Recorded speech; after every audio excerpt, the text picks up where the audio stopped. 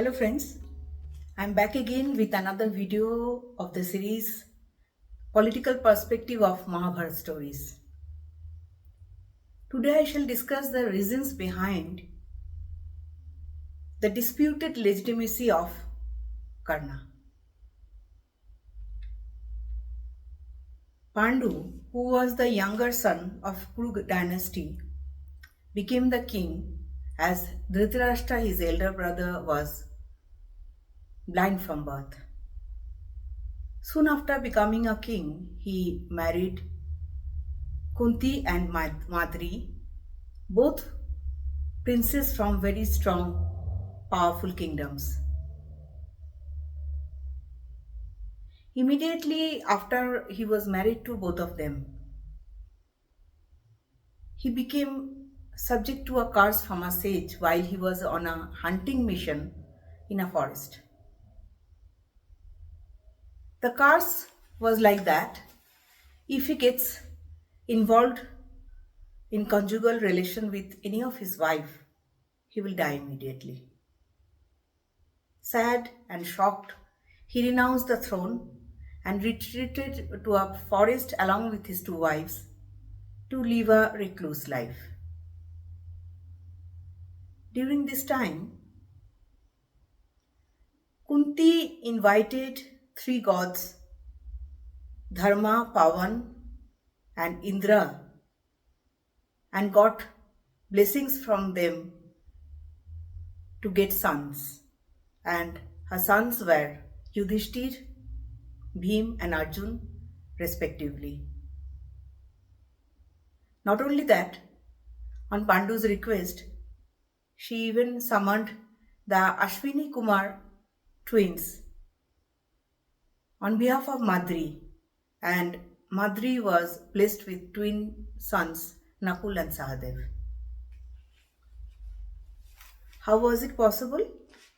Because Kunti had a boon from sage Durvasha. The boon empowered her to summon any god who would bless her with a son. Before Kunti was married, out of curiosity, she once summoned sun god, and she was blessed with a son at that time.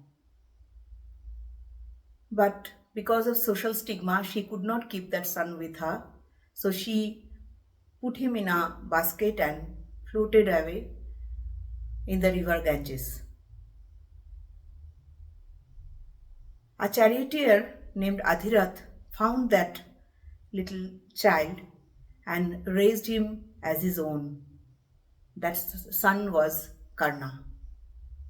And thus Karna was known to the world as the son of a charioteer who was of lowly birth, a non-Kshatriya. Why was it? If all the sons of Kunti were blessings of various gods, and that was acceptable in the society, then why was not Karna? Why she was feared of shame when Karna was born? The truth is that Pandu was impotent and he was incapable of fathering any child. He married Madri and Kunti for political convenience, but the truth of his impotency needed to be hushed up, and also his lineage needed to be carried forward. For that, a game plan was needed. Most probably, Vidur and Bhishma strategized the game plan. And to avoid the prying eyes of the society, Pandu took refuge in the forest along with his two wives. If it was because of the curse he took refuge in the forest, he would have left behind his wives because he was supposed to live a ascetic life. The fact is that these Pandavas were not born out of any boon, but out of Niyag Pratha, or the custom of beget progeny. through another man when the woman's husband is incapable. And not only these Pandavas, even Karna was born when Kunti had a brief affair with Durvasa before her marriage, when Durvasa was staying at her father's palace. That's why the social stigma was there, because she was still unwed.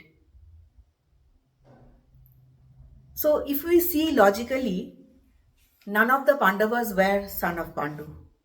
They got their identity as the Kuru princes because their mothers were married to Pandu. By that logic, even Karna was a Pandava, definitely a prince. So, if Yudhishthir had a claim to the throne, then Karna had a bigger claim to the Kuru throne because he was the first son of Kunti. So it became very important for the Pandavas and their supporters to hide Karna's connection with Kunti. All his life, Karna had to struggle with his identity as a son of a Shudra. Despite being most capable warrior and a fair and just ruler, he was ostracized. Karna was doomed because he was in the wrong side with the Kauravas. Duryodhan was astute enough to recognize that Karna was the only archer who could challenge Arjun, his lifelong enemy. Very interestingly, the night before Karna was supposed to be in the battlefield of Kurukshetra, Krishna met him and told him about his true identity. As a man of honor, he gave his words that he will not fight any Pandavas other than Arjun in the battle. So Karna entered the battle with a handicap. And ultimately he was killed in a most unjust manner by Arjun, as he was instigated by Lord Krishna. Arjun killed Karna when he was absolutely unarmed, which was against the norm of the battle. Now, Kauravas were the enemies of Pandavas. Karna did not have any direct enmity with the Pandavas. Then why Krishna was so desperate to kill Karna? Krishna knew very well that Pandavas will win the battle of Kurukshetra. And if Karna also survived the war, then the question of his legitimacy to the Kuru throne will arise. Because by then everybody knew that Karna was the son of Kunti. That is why Karna had to die.